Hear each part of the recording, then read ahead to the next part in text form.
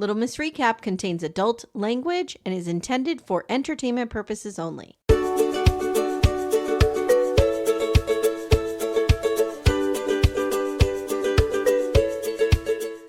Hi, everyone. Welcome to Little Miss Recap. My name's Amy. I'm here with Amanda, and I'm here with Kate Casey. Hey, Kate Hi. Casey. Welcome. So excited. We are so excited to have you. Finally, we're able to lure you into our disgusting trash bin over here. On Well, I gotta tell you, so I have to tell you first that I rarely watch scripted. I rarely watch movies because I love unscripted so much, but also it takes a lot to get me interested in something. Same. Okay. So when I first started watching this, I thought to myself, for the love of God, this is going to be a long time. I gotta tell you, you guys hit it out of the ballpark. It was delightful. Love this movie. I love this movie. Well, it's really good. Let's just say we saved the real stinker for Ace and Caitlin. We covered Hot Frosty with them last week. Yeah. Oh, that's right up their alley. Right up their alley. Yes. Even they were like, "Ooh, this is bad." And I feel like, well, since they've got the little ones, that this is like the right time for them to just sit on a couch and watch a great movie. So there you go. Yeah, but they like to rip stuff up, so that was probably perfect for them. It was fun. Yeah. We do it once a month with them, so we do Murder Club with them, so we don't get to rip things up with them really. But got it. Okay, this was fun. Yeah. Okay. So I think you're the perfect person to have on for this because you are the pop culture expert. Okay. And I know very little about Lindsay Lohan outside of Parent Trap. Okay. Like she was in Parent Trap. She was in Freaky Friday. That's all I know. Mean Girls is where I think of her. Oh, and Mean Girls. Right. Mean Girls. See? Yes. I was once in the house that they filmed Parent Trap. Oh, God. Where's that movie? It's in Napa Valley, and this family owns a vineyard. And of course. They took me through the house and said this was the picturesque scene where Lindsay is with Dennis Quaid and it was very beautiful. But I wasn't really like big into that movie when I was a kid. I really liked that movie. Really? I don't know what year. The original or the remake or both? With the one with Lindsay Lohan. Okay, the remake. Yeah. Was that the remake? Yeah, because what's her name was it, right? Who was the original? Haley Mills. Yes. Yeah. Who is related to, is Tabitha on Passions? Is that who I'm thinking of? Her sister is Tabitha on Passions. Okay, Juliette Mills. Juliette Mills, who married the most hot guy from Grease 2. Right. Chadwick, Amanda? that guy. No. What's his name? He's in Merry Gentlemen. We just talked about him. Max Caulfield? Maxwell Caulfield. Yes. One of the hottest men that ever lived. Really? But it was weird because he married a woman that was much older. So people were like, what is happening here? But now that I'm older, I'm like, I would marry a guy who's like 20 years younger, that hot too. He's no Billy Bob Thornton, but okay, sure. You're into Billy Bob Thornton? Kate, Amy has trash tasted men. This is hellacious. I know. It's awful. It's Billy awful. Bob Thornton. Yeah. Wow. Amanda likes Cody Brown. No, I do not. Oh my God. You made me pick between him and like some other devil person of who Derek I would Merrifield. bang. Derek Merrifield. Okay. Derek Merrifield. So Maxwell Caulfield. Wait, do you know who I'm interviewing tomorrow? Who? Nacho Figueroa. The guy, the polo ads. Yes.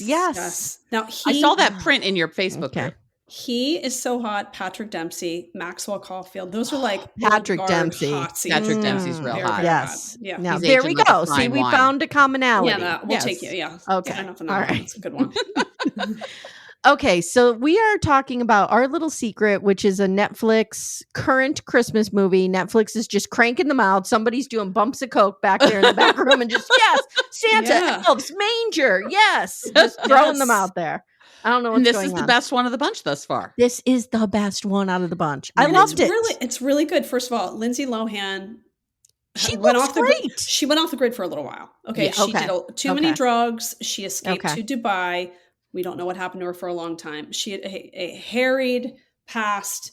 She was involved with Paris Hilton and Vanessa Lachey and all of the young girls of that time in the tabloids. Went off the rails a little bit, literally and figuratively, and has bananas crazy parents. She has a sister who is a singer. Fun fact, one of her songs played in the movie. It was like a weird Christmas song in the beginning. It was like, I don't even remember the dumb lyrics, but it said Aliana Lohan. And it was not a good song, I have to say. Wasn't It was her very dad like masculine voice? Wasn't her dad like trying to take over her money or something? Yes, like he was real skeezy with that. Were always fighting. Then her Okay. dad had an affair with a girl named Kate who worked at a tabloid. They're insane. Okay. However, so she is, byproduct of this. She's way too famous at a young age. Yeah. And then she moves to Dubai. She tried to start she had a club in Greece where they made a reality show about it. Then she goes to Dubai. She's off the grid for a while. Met a man, got married, just had a baby boy. I probably had a lower facelift. Has never looked better. They sandblasted all the freckles off her face, which I'm not totally happy about, but she looks great. Yeah. And I have to say, acting, fantastic. She was great. Agree. She has had a lot of work done, though. You can tell. Yeah. I agree. I was like, is this what happens when somebody can actually write a somewhat decent script? Yeah. Put real actors in. And can put real actors in it. Yes. Yeah. And no offense, all the Michael other actors, they were great. They were. Yeah. Now, I agree. You knew who else kicked out of the park? Who? Kristen Chenoweth. She was great. She did. She was hilarious. She's always fantastic. Tim Meadows was great. He's aging well. I did not quite expect that. Okay, nice. he had a glow real up. good. He is a holdie now. He is a holdie. He is absolutely a holdie. Yes. Mm-hmm. Now, who's the guy that played the lead to Lindsay Lohan? His name is Ian Harding, and he was on Chicago Med. Yeah, he's adorable. You know what I liked about him, Kate? He wasn't overly hot. Yes, no. Like he was husband hot. He was not husband like hot. Yeah. Oh, you know what he looked like? He looked like he went to Malvern Prep.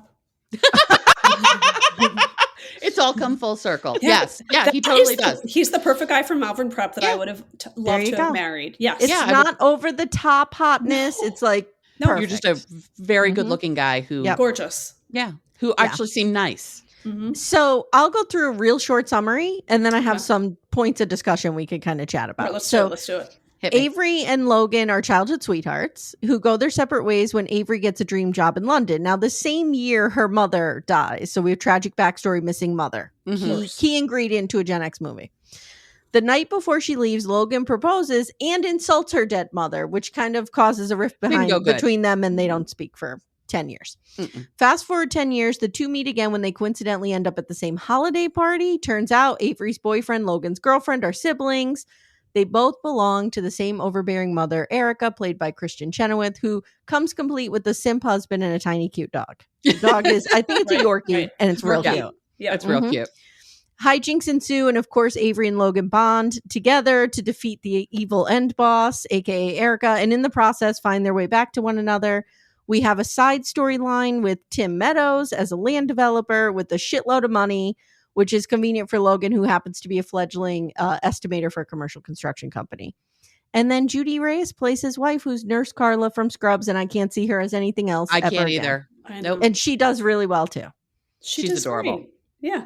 So that's where we end. So overall thoughts of the movie. Again, I thought it was fantastic. You said what their jobs were, but I have to be honest. It wasn't kind of clear in the movie. Like, why did she have a job in London? What does she do for a living? We don't know. Yeah. We don't know. The other thing that tripped me up is in the beginning, I thought, in the beginning, they did something that I hate in Hallmark movies. Is they played music in the background in the scene, and then they stopped doing it. It was like the first couple minutes of the movie, she's talking to Logan outside. They make it seem like he's an alcoholic. I don't know. Right.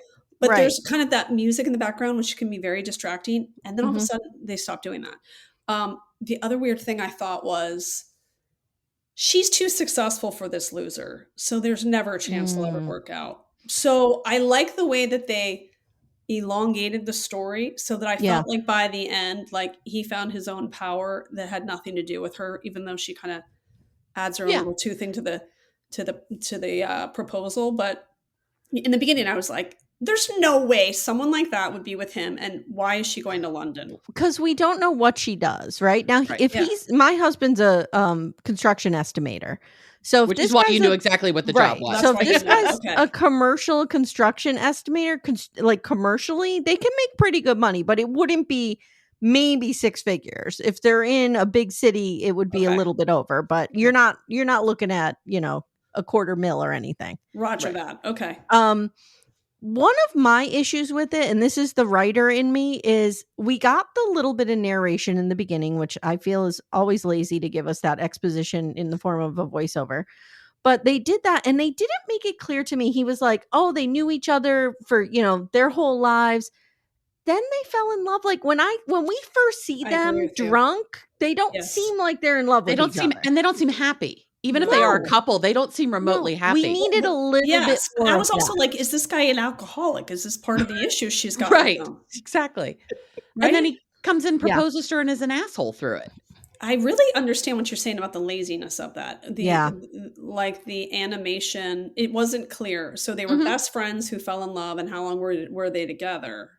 So did you see, I can't believe I actually watched another Netflix movie. I never watch movies, and I just happened to watch another one this week. It Ends With Us. Did you guys see this with Blake Lively? I can't do it. Okay. My daughters are real into those Colleen Hoover books. Yes. I guess, is that who it is? I've seen interviews with Colleen Hoover, and she bugs the living shit out of me. Okay. Yeah, most writers bug the ever living shit out of me, but including myself. So in that movie, Blake Lively, and it's kind of the same scenario. Like her and this guy were childhood sweethearts. And they just used younger actors, and we saw them fall in love. And I was like, why couldn't we do that here? Yeah. I would like a little bit of that. Two with younger actors playing them. Yeah, you know what they did? They gave him like an olive oil haircut with the hair was gel bad. Swept. It was bad. So then when we see him later, we're like, oh, he's matured a bit. Now you're hot because you know how to do your hair like a normal human. Right. Yeah. And I didn't totally love that they had him with this younger girl. That seemed like a little bit weird. Yes. And she seemed I didn't understand why either Lindsay Lohan or Logan or Avery were into either of these people. Thank you. Because both of them sucked. Mm-hmm. They were total mismatch. Though I love that actor, the one with Lindsay Lohan. He's very funny in everything he does. Oh, okay. I don't know what he's in. I love him as an actor, but I'm looking him up, babe. There is no way that made sense that Lindsay would be with that weirdo and he would be with a girl that young. Well, and they didn't even really need to do that. Like it could have been like a dinner at her boss's house or something. Like it didn't even have to be that she was romantically involved with somebody to have an awkward run-in with this guy. Well, no, like maybe make one of them in a pair, but the stakes are higher because they've got to stay with the in-laws in the same house. And the crazy in-law, no less. Yeah. So that is John Rudnitsky? Yeah. Oh, he was on Saturday Night Live. Yes, he was on SNL. Oh, okay. And in a bunch of other little things. He's very funny. He was on Curb Your Enthusiasm once. He's really, really good. I liked him a lot. Yeah, he's cute. He's a cutie. But they both were such jerks and so spoiled, which makes sense because look at who their mother was. Mm-hmm. Of course, these people are going to be ridiculous, but I just didn't get that Avery and Logan should be with these guys. I think the only thing is when in the first scene with them, when they're on their calls and they're trying to make it like they're making business deals. Mm-hmm.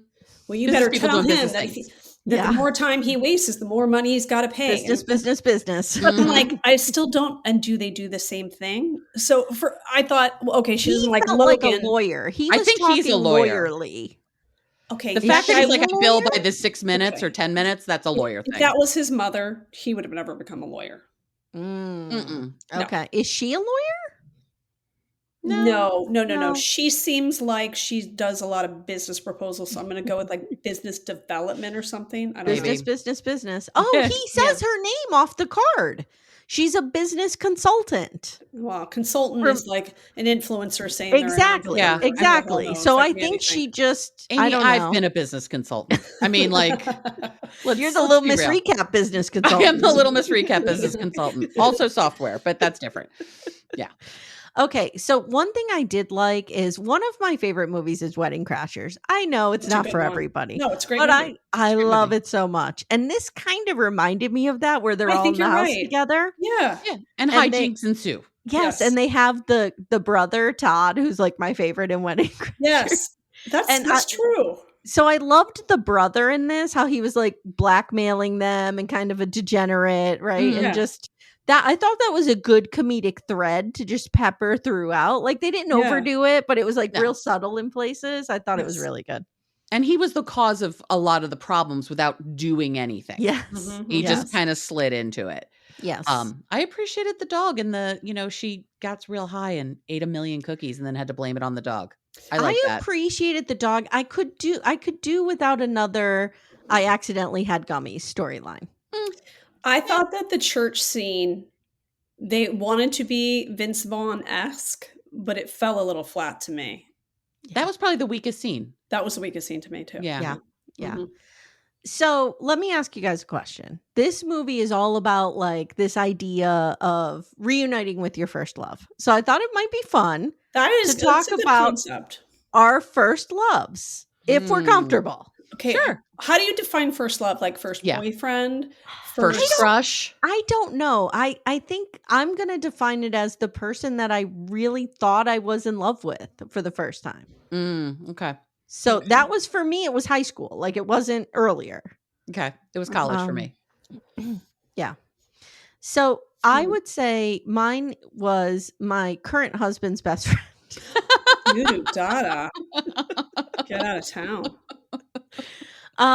And he was, I always say he's a good friend. He's fine, but he was a terrible boyfriend. Oh. And he was much older than me. And, it wasn't good. And I spent most of my teen years and early 20s just pining after him, even though I was married and engaged to somebody else, not my current husband. Right. But I don't think I had a good first love experience. And I think that we were talking, Kate, the other day about relationships. And I said, I don't think I have ever come into a relationship as a whole person. Like every relationship I've entered, I have been broken in some way, or you know what I mean? And just not in a good place. Yeah. And I think it started there. And so like, I have no desire to reunite with my first love. Yeah, I did at 25. What happened to him? Like, what's the scoop? What's the situation? He's still around. Are he and Timmy still friends? They're like, yes, they consider themselves friends, but like they don't hang out together or anything like that. But they consider themselves like friends. And that's how I met didn't meet my husband. I knew him, but that's how we reconnected. Got it. I got divorced and I looked up this guy and we started hanging out. Yeah. Right. I was like 27 and my husband was hanging out with him too. And that's how we connected. Okay. And you got the good one. I got the good one. That's great. Yeah. Yeah. Hey everyone, stay tuned. Little Miss Recap will be right back after these words. Amanda. Amy. For our sponsor, Lumi Gummies today, I have an idea. I think we should do a rapid fire bonus round. Which 90-day celebrity stars need a Lumi Gummy or have taken a Lumi Gummy maybe? Okay. Madeline. Oh, I have her on my list too. Manon. Manon could really use indica. Yeah, to calm her the fuck down. Calm down a little bit. I think Jenny could use a sativa to maybe up the energy a little bit because there's none there. Funny you mentioned Jenny. I have Sumit's aunt can use one definitely to chill out a little bit. She definitely could use one. This is a wild card. Florian could use one. I don't know what variety. Yeah, but maybe he needs a hybrid. I feel like Florian on a gummy would be good. Yeah. I also have Dylan's mom from Dylan and Patia. Yeah. And I have Luke's dad of Luke and Madeline. Yeah. Mm-hmm. Yes. Yeah. And we can use Lumi Gummies as well. Yes. All the time. Consistent, mellow, and super delicious, Lumi Gummies are specifically designed to make you feel good, not stoned. Whether you're looking for an end-of-the-day de-stressor, a midday mood boost, or help getting the best sleep ever, Lumi Gummies has a strain that's right for you. So, Amanda, our flavor that we like a lot in this home is the sour strawberry cookie hybrid. Ooh, is it particularly sour? It's not super sour because I don't like sour things. Yeah, I don't either. But I just find that it's the perfect blend of up and down. It's right in the middle. Nice. But you feel good. I really like it. I'm a hybrid girly myself, and I'm going to go with the watermelon sorbet because I do enjoy watermelon, and it's just a nice, cool, chill evening of watching TV. You know what I need to do? I need to take one before Sister Wives comes out. Before I meet my arch nemesis in the ring. Yes. I think it would help you a great deal. I think it would help Cody Brown a great deal. Oh, absolutely. Absolutely. Yeah. Guys, Lumi Gummies are available nationwide. Go to lumigummies.com. That's LUMI gummies.com. Use code Little Miss Recap for 30% off your order. That is Lumi Gummies, LUMI gummies.com, code Little Miss Recap, Loomies.com, code Little Miss Recap. It's 30%, and the link is in the show notes if you guys need it. Kate, but I have no desire to go back to my first love. No, is my point. Well, no, he sounds terrible. Yeah. I do these Saturday series episodes where I like kind of tell my life, and I had the great privilege of actually interviewing my first love. Okay, I need to listen to that one. So funny.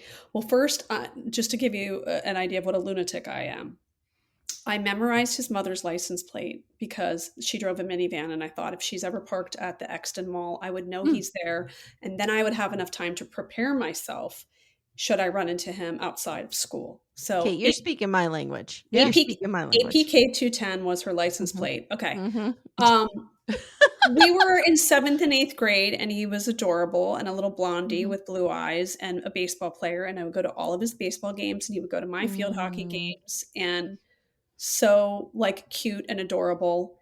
And we actually like in social media, we, kept up with each other's lives. And then I interviewed him, and it was absolutely so funny. And he never knew about the license plate. So I said, does your mom know what a lunatic I was? Like, I memorized your license plate, and he couldn't stop laughing. Because that's pretty amazing. His mom and his sister, who also listened to my show, were like, we were dying. But he was the first person I knew that was adopted. And so, as you know, I'm obsessed with people's stories. Yes. So I just was obsessed with that.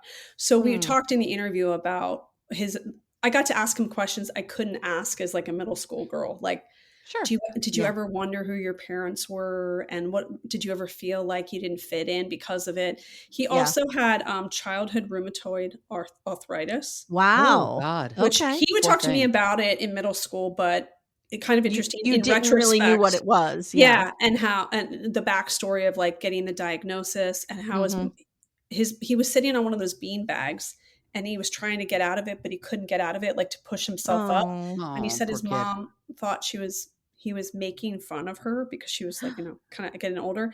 And so anyway, that's what prompted her to take him to the doctor. And despite the fact he had juvenile rheumatoid arthritis, which he eventually grew out of, he became a Division I baseball player. Wow. Oh, wow. Good for him. So one of the other things he said was like, I said, oh my God, I was such a weirdo at all your baseball games.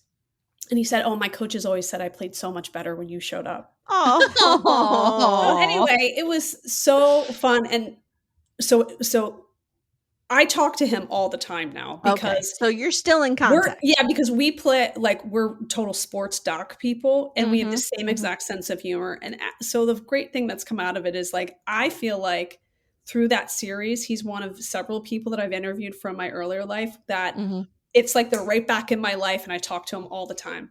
Oh, I love that. And I've talked about on my show that my high school boyfriend, that was the first one I was, intimate with, that he died by suicide. Yeah.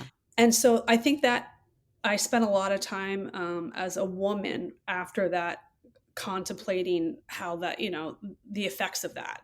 Sure. And I have to say the blessing of going back and interviewing the middle school one, who was the first person I was like pitter patter for. I think it healed a part of my soul. Yeah. Because it kind of erased that bad feeling I had about my first vision of love, because I can look back now and go, oh, he's like, in retrospect, he was like, I loved you too. Oh, and it was a sweet, pure, innocent love. And I feel like it did heal part of my soul. So my recommendation to people actually is, if you can, go back and kind of check in with people. I love doing that. It's just, and especially when you get to, like, for him and for so many of my other friends that I've interviewed, like, here we are as adults, and sometimes I find that those friends are like stuck in something. Maybe it's like they have a career and they don't feel good about where they are in their career or whatever it may be. But like, checking in with somebody from your childhood, somebody who is kind of like witness to your formative years, your growth. Yeah. Like Michael Kimmel, he is a professor at Fordham, a theater professor and a theater director in New York.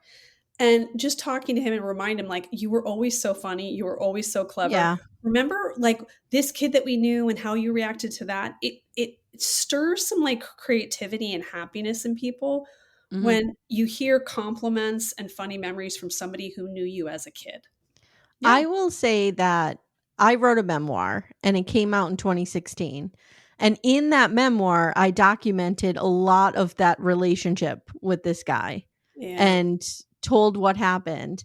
And one of the most meaningful things that came out of that book is a lot of people came out of the woodwork who were in that book. And, you know, we talked about it.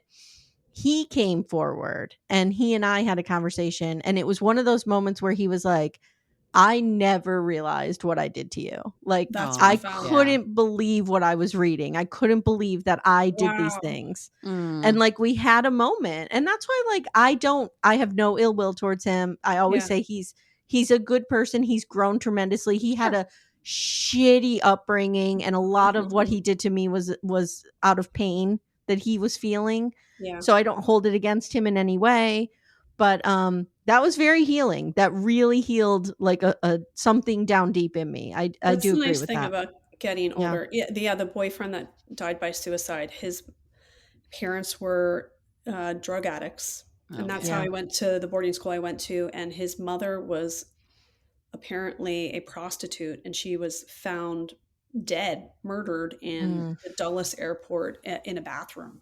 Oh my God. Awful. How does that not mess you up? Yeah. It's incredible to me what people overcome and the resilience of the human spirit. It really is. Amanda, do you have a first love story you'd like to share? Sure. So I'm actually still good friends with my first love. He's married to a wonderful man. So that answers many of those questions. We met online in 1994 when we were in college. I was at the University of Delaware. He was at Oregon State. And we met in a chat room, or a Unix talker, which is the precursor to chat rooms. And we fell head over heels in love with each other with never having met each other. And then a couple months, not even a couple months in, like a couple weeks in, but he's the first man who ever said he loved me romantically. I remember it was March 8th, 1994. I was on the floor of my dorm. Like, I can tell you exactly where I was. It was 3:08 in the morning. Like, I know. And he... After a couple of weeks, he was like, okay, this is insane. I've never met you. How could I, like, what are we doing? This is well before, any online relationship. Date online then, right? We had no idea what that, we had no idea that at that point that you could truly create an intimate connection with somebody you've never met in person. Yeah. In the way that we know we can now. And I pined for him for years. And like, at one point, I think he thought maybe we should try this. And then he was like, oh, you live in Philly. I live in Portland. Like, how are we ever going to make this work? I met him for the first time actually at Dulles Airport because he was flying to Europe. He had a 3-hour layover. So you went to the airport. I went to the airport. That's when you could actually meet someone at a gate. Oh my God. Were you flipping out? Were you freaking out? Did you have sex in the bathroom? No, I've never even romantically kissed this man, but he's the first love of my life. Okay. All right. Funny story though. I'm driving down I-95 outside of Baltimore. And at that point I was driving a Jeep. So I'm a little higher and I look over and I notice a car's keeping perfect pace with me. And I look over and he's, shall we say, having a moment with himself. Driving down I-95, staring at me. He's definitely trying to get me to notice and, all that. Which is so, but by the way, they think that like that would be a turn on for us. And we're like, right. No, I was utterly revolted and terrified. Yeah. Okay. And so I get to the airport. I meet John as he's coming off the plane and I'm like, oh my God, you'll never guess what just happened to me. And it actually was kind of perfect of like an easy icebreaker of like, I was like, oh my God, I have to tell you this horrific thing that just happened to me. Cause otherwise I would have lost my shit. I like cried all the way home. I was real in love with him for a long time and we are still very, very good friends. So is he bisexual or is he gay? I believe he's bisexual. I believe that's how he would identify himself. So he was not struggling with his sexuality at any point at that time? I think he was actually struggling with it. He's dated men and women. So, and he's married to a man and he and his husband have been together for almost 20 years, not married 20 years, but together almost 20 years. So did they have children? No, they never would want children. Though it's funny, for a brief period, I was like, maybe I should move to Seattle and we could live next door to each other and have three of us could have a baby. Yeah. Because wouldn't that be fun? I don't think there's ever a woman who struggles with infertility that isn't like, maybe I can do this in a way with my gay best friend that I'm actually in love with. Yeah, Right. yeah, exactly. Yeah. So, yeah, that was my first love. Well, I spent many high school years pining after a certain man named Brian who was definitely gay and is now living his best life with his husband.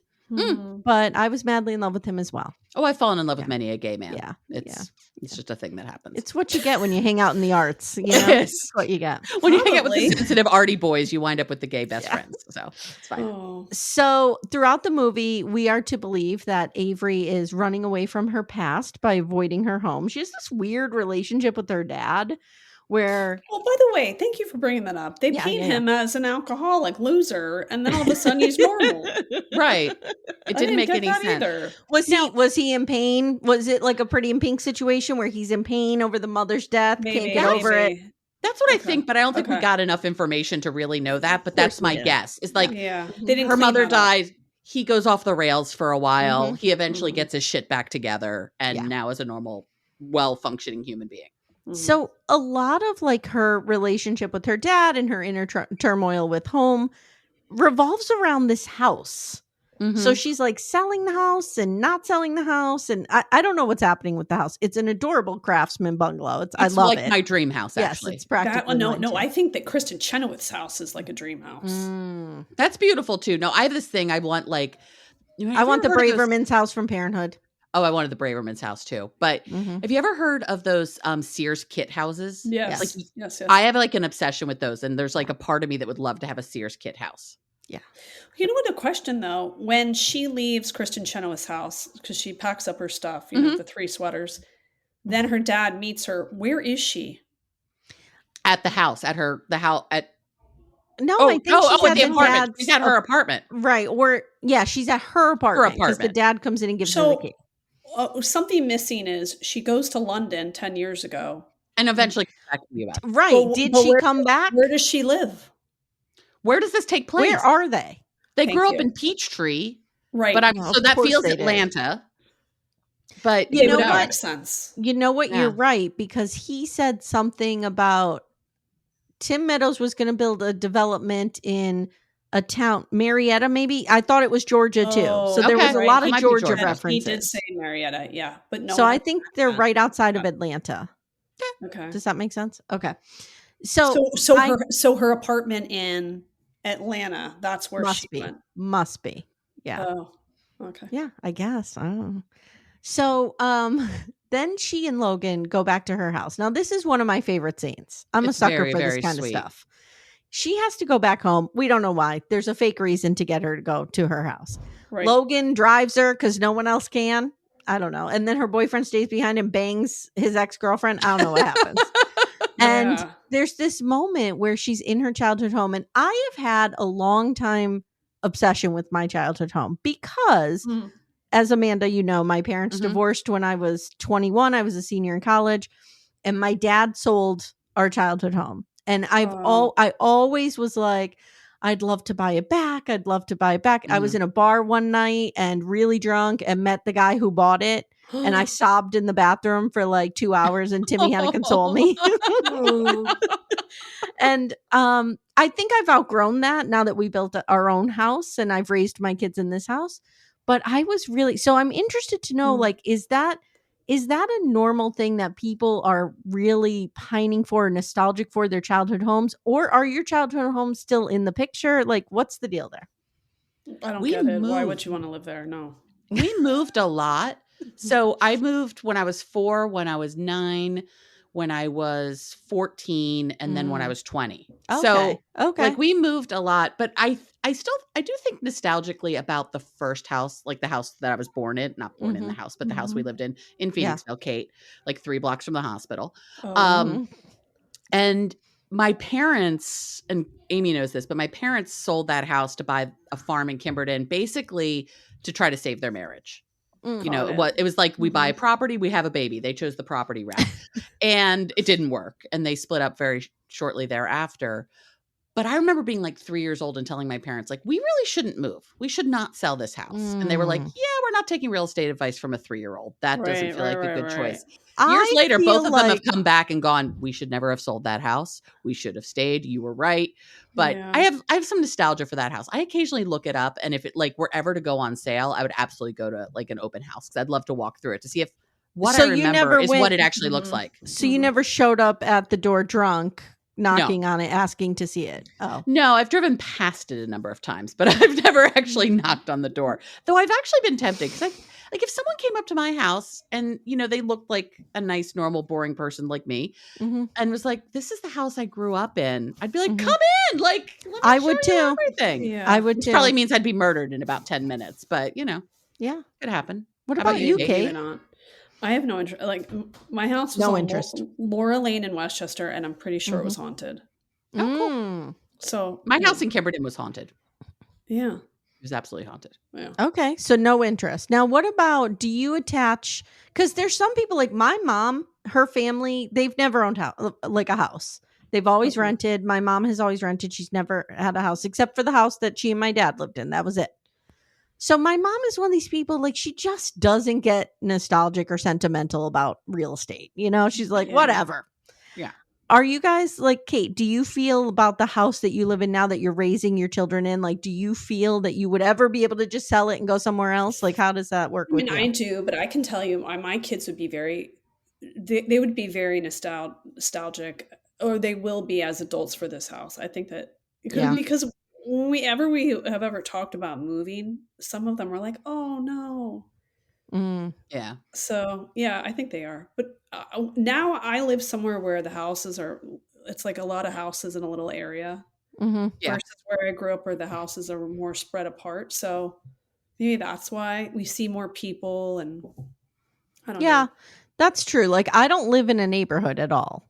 You have to get in your car and drive everywhere. You have to drive to the mailbox when it's bad weather. So it's like, I do miss having a neighborhood. Like I grew up in a great neighborhood. There were 8 kids all around the same age, brother and sister pairs. And we were all like best friends. It was amazing. Our parents were all best friends. It was so fun. Yeah. The only person you see walking around your neighborhood, Amy, is your mother-in-law. Right. And if she's walking around, something's wrong. You're right. She's walking around with the gun. Means we got a bear on the property again, or something. Are we talking about? Is this like a Murdoch situation where you've got like a plantation or what? No. So despite Mom Erica's attempts at a perfect holiday, by the way, loved the photographs that were like that she looked the exact same in every single one. Killer. That was with the light right on top of her. Yeah.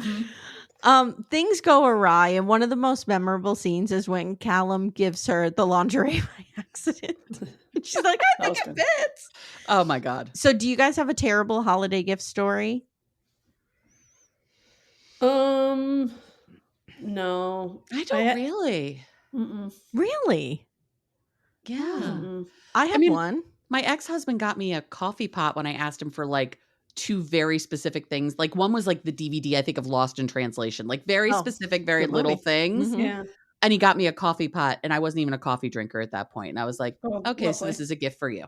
Got it. So, you know, the grandfather that had 2 families, Amanda? Yes. So my grandfather had 2 families. And when he died, we had to have 2 different funerals, 2 different viewings, the whole thing. But at some point, I can remember very vividly, we had just bought our house and we were remodeling it. And so we were having like Christmas in this weird room with all these sheets up for walls, don't ask. And everybody came over for Christmas, and my grandmother takes, you know, you go around and everybody gets a gift, right? My grandmother takes this out and she opens it up, and it's like a piece of jewelry, and she's reading the card, and she's like, oh no, you're so beautiful, blah, blah, blah. Instead of playing it cool, my grandfather rips it out of her hand and says, that's not for you. Oh shit. That's a doozy. They get into this huge fight. My dad ends up having to kick him out. Like, it's a whole thing. That was the craziest Christmas. That's like crazy. An Alan Rickman Love Actually situation. Yeah. She thinks she's getting the necklace, and she gets the Joni Mitchell CD. No. I know. By the way, I do think that this is a good movie to put on the stack of holiday stuff. I do too. I would watch it again. I would watch it again. Yes, absolutely. I also will say that my mother, when my dad and her divorced, she went crazy and bought us weird gifts like lamb chop dolls, which we never watched an episode of lamb chop in our lives. Yeah. So we were just kind of like, she went off the rails a little bit. You know what I did do as a kid, which is pretty insane? I would wake up or at least stay up for a while. And when everyone went to sleep, I would go downstairs and open some of my gifts and then rewrap them. Oh, actually, no, I do have a good holiday gift story that reminds me of, Kate. So 7th grade Christmas, it's the one and only time I ever snooped for my Christmas presents. And I found them all, like somewhere in the basement. You were such a good kid. I was such a good kid. Why could I not have kids like you? I don't know. I was such a good kid. So fast forward a couple weeks later, it's like 2 weeks before Christmas, I get my period for the first time. Oh. And so my mother has to throw me a "You're a Woman Now" party. Oh boy. What? Oh boy. Oh, I get to pick dinner. It was like but she didn't invite people. No. It was just my mother, my aunt who lived with us. And what did you get? Like rare steak? That's amazing and disgusting all at the same time. No, it gets even worse. So I come down for dinner, and on the table is a wrapped gift. And so my mother had clearly gone into the stash of Christmas gifts and pulled out the thing she knew I would want the most, which was an Esprit sweatshirt. Oh, Esprit. Yes. Esprit. Yes, definitely wanted it. 100%. Mm-hmm. Yes. It was a white sweatshirt with huge red polka dots on it. Okay. And I started bawling. I'm like, how could you do this? I don't want to have my period. I was mortified. So yeah, that's a good one. When we got our period in middle school, and like each one of us were the first to get got our period, all of our friends would sing, "Plug it in, plug it in." Oh, wow. God, kids are fucking terrible. Kids are terrible. Christ. Yeah. Ugh. It's so amazing. Kate, how many daughters do you have? We have 4 kids. We have 4 girls. 5 kids, 4 girls. Yeah. Right. Okay. So I have twin girls. They just turned 18 last week. So fun. It's so amazing to me how overly we prepare, like how much we prepare our children for having their period. And it's like no big deal. Yeah. And for me, it was like such this huge thing. And I got a party. I got a party. You got a sad party. Yeah. A sad party. I remember we were in the car and she was supposed to go to the oldest, like to a birds and the bees talk with a classmate who we carpooled with. And then the girls were like, we are not going. Like, that's embarrassing. We're not going. I said, well, you can either go or I'll give you guys the period talk. And then we'll go with your talk. Well, my son was in the car and I go, okay, here's what you need to know. I like gave the abbreviated version. Yeah. It was like, one time, once a month, you're going to go start bleeding from your vagina. And my son's eyeballs were like, wait, what? And I go, yeah. And then that's why we're pissed off once a month. I go, can you imagine bleeding out of your penis? And he was like, no. I go, that's awful. Okay. So then there's this lady in our town who goes and gives the puberty talks. Oh, I want to do that as my job anyway. I got to tell you, she's great. So for the boys, it's in tranches. It's like each year. So the first year, all the dads take this, like, you do it in groups of boys and they talk about, puberty and like, your male anatomy. The second tranche is a year later and all the boys go with the moms. And then they learn about female anatomy and pregnancy. This is great. The funniest thing was they have the whole discussion and they go, for like, what's an orgasm and ejaculation, all this stuff. Well, we're at my friend's house and in her house, there's a big TV in the main room and it's set up so that if you watch Netflix, any room in the house, it would play in the main TV. Her boyfriend is in another room of the house and there was a movie called like Sex 365 or something. And he wanted to take a screenshot of a hat that this woman that was wearing in the series called, it was like Yacht Rock or something. I don't know. So he's in another area of the house. So he puts it on, not realizing that we've just ended the puberty talk. And he starts fast forwarding through the show to get to the point to take the picture. So after this very detailed puberty talk for boys, on the screen, we look up. And we're all frozen and the boys' eyeballs are like gigantic. because it's a fast forward through the movie where it's like every sexual experience that you could experience plays out in fast forward. Oh God. So my friend who holds it is screaming, "Stop the TV!" And so the other mom, we were laughing so hard. We're like, "Whoa, we really." The sweet dads, they went the first year, and it was all just like, you know, what are your life goals? And like all just very sweet. And then the moms mess it up because it all plays out on TV. Right. How so amazing is this that somebody does that? Like somebody goes around and does that. I did that at my Unitarian church. I taught sex ed to 7th and 9th graders. You did? I did. Oh, I think it's really like, I have to say, this woman who does it, I was very impressed, but I like the idea of doing it in tranches because they grow up and and things are different. And you know what? The boys listening to I was so impressed with how respectful they were. Like she showed like a tampon, and this is how it's like we put it in, and this is what happens. And she goes, I'm going to give you guys a tampon, and here's some glasses of water, and you can see. And they were like, oh, wow. And it expands. And then she said, she asked them, so if like a tampon falls out of a girl's backpack, what are you going to do? And they were all like, oh, we would run over, we would quickly grab it. And then we would go over to her and quietly say, I'm going to stick something in the back of your backpack, just so you know. You wouldn't throw it at her and scream obscenity? That had happened to a la Carrie. A la Carrie, where they're throwing pens at her. Yeah. And we learned about orgasms and masturbation through really praying that the snowy HBO signal would like clear up for 5 seconds that you can so we could see what was happening. 100%. Yeah. How? Kids these days, I'm telling you. They know so much more than we ever did. So if there is a life lesson that you could take away from our Lindsay Lohan movie, what would that life lesson be? I think mine would be you know, reconnecting with the past doesn't always have to be terrible and end in a drunken puke fest where you feel really bad about yourself. That sounded very personal, Amy. Yeah.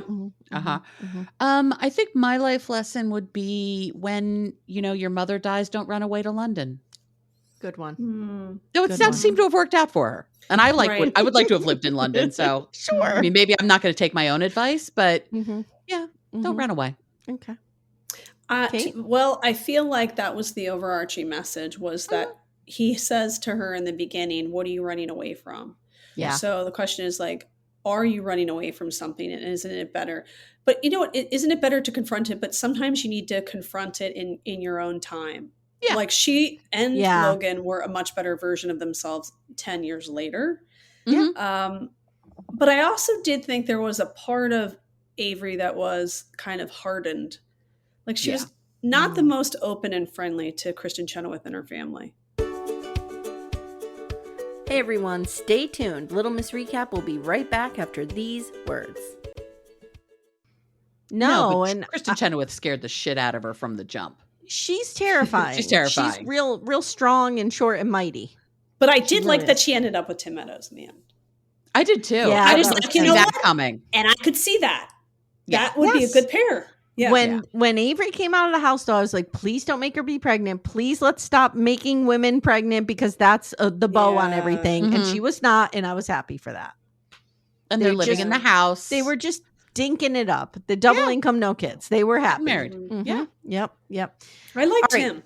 I liked the character and the actor that played the opposite of her, Logan. I liked him too. I would absolutely have had a thing for him.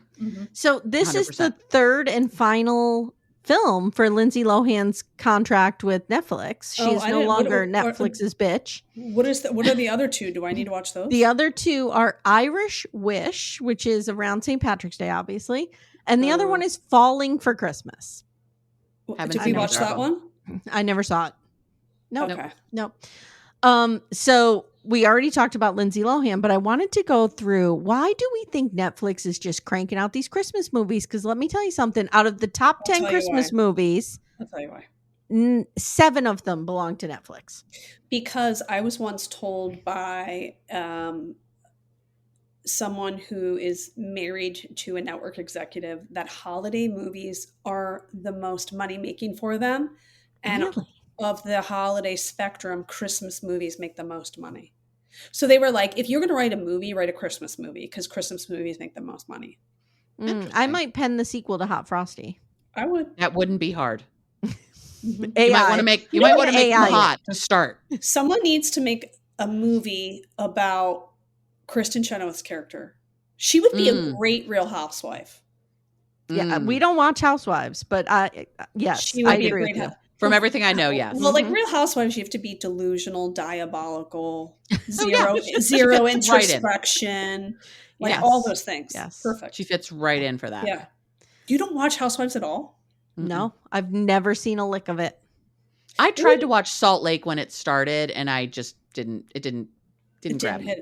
Oh my God, that would be a great experience. You could write an article for a magazine. I've never watched The Real Housewives. I watched one episode, and here's what I thought. Oh, I could totally do that. Yeah. Particularly because we're already reality TV people, so we already have a idea of this universe. Now, I always say this. I believe it to be true. People who put down reality TV, like, I don't have enough brain cells, but of course they know all the contestants on The Bachelor. They're all liars. The smartest people I know watch reality TV because it's a study of human behavior. Yeah, yes, absolutely. They're real people and real stories. They may be acting a fool. They may be contriving some situations, but these are real people. Real people, real stories. Yeah. Listen, I know everything about Sister Wives. The people in Sister Wives. And it is so fascinating to me. So do you watch 90 Day? I used to. So my theory of why Last Resort is so good is because it is the housewives principle. Like, we know these people from eons past. Right. We know how they interact. We know what makes them tick. And then you put them all together. That's what makes the housewives so interesting, is you're putting them together, and it's their interactions and their fights and 90 Day in itself doesn't do that. But when you have Last Resort, where you take like 8 of the wildest couples and put them in this place together, you have that. And that's why we love Sister Wives. It's because we formed a relationship with these people. We've known them for 19 seasons. I think even more simply, complicated people and their complicated relationships. Yeah. And it doesn't get a whole lot more complicated than Sister Wives. Exactly. Well, now it's all coming apart, which is great. Did you hear my interview with Janelle? Yes. I mean, try to get blood from a stone. Janelle is she was not giving you anything. She really is. Like, she is no nonsense. You know, Janelle is just very practical. And she even rules her emotions with practicality. Yep. Like, I could just imagine how she is behind the scenes with this Garrison passing. Like, she probably is just what do you call it? Compartmentalizing, right? Like, this is work. This is when I'm allowed to have my pain between 11 and 12 o'clock at night when I'm in bed by myself. And I have to get out. Like, everything is so regimented and practical. I just, she's not, there's nothing silly about her. I can't. There's nothing foolish about her. Nope. No. I don't think we would be friends in real life. No. I admire that, but I can't relate to it. No, not Same. at all. You know? Same. Yeah. I would like to have dinner with her, though. I think it would be interesting. Get a couple of glasses of wine in her, see what we could get out of her. That's true. And she's going to be the one to take him down. So I'm all team Janelle all the time. Yeah. All right, Kate, thank you so much. Do you have anything coming up that you want to let our listeners know so they can pop on over and listen? So I've got episodes 6 days a week. Mondays, I tell you what to watch. Tuesday through Friday, interviews with people that are featured or who make anything unscripted. So reality shows, documentaries, or series. And then Saturdays, I have the Saturday series where I interview interesting people. Like this Saturday, I'm interviewing Bruce Roberts, who's a singer, songwriter. He wrote a ton of crazy famous songs, including Enough is Enough by Barbara Streisand and Donna Summer. Oh, wow. But he knows, like, his best friend is Bette Midler. Like, he's got stories for days about everybody. So anyway, stuff like that. And then, so I have a lot of episodes coming up. I'm in an HBO series that I'm waiting for it to be revealed, but it's about Hollywood. And I'm in a whole episode about Real Housewives. Awesome. So that's going to come out sometime soon. Every single time we do a documentary, we go to your feed and we find the interview with the director. Oh, good. And we always listen. Yeah. Oh, and tell people to go to my Facebook group, Reality Life with Kate Casey. Yes. That's a fun group too. Yeah. It is. All right. Thank you so much, Kate. Amanda, thank you. You're welcome, Amy. Thank you. And we'll see you guys next time. Take care, everyone. Bye. Thank you so much for listening to Little Miss Recap. If you'd like to support the show, the best way you can do that is to join our Twin Flame universe, which is our Patreon, Supercast, and Apple subscription feeds. The links for those are in the show notes. You get ad-free episodes and a ton of bonus content. You can also subscribe to the feed so you don't miss an episode, share the show with a friend, and leave a 5-star review. To contact the show, please email me directly at amy@littlemissrecap.com or join our Facebook group Backdoor Friends. Thank you so much for listening, and we'll see you next time.